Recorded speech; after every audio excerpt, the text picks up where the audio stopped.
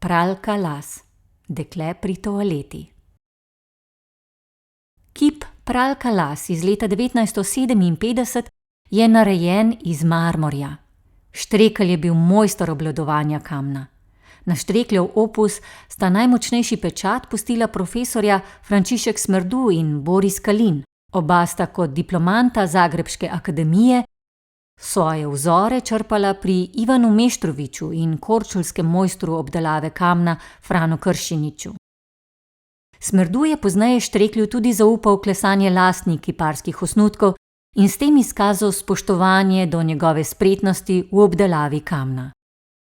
Ivan Štrekelj je sicer za Dekle pri toaleti izdelal več študij in različic.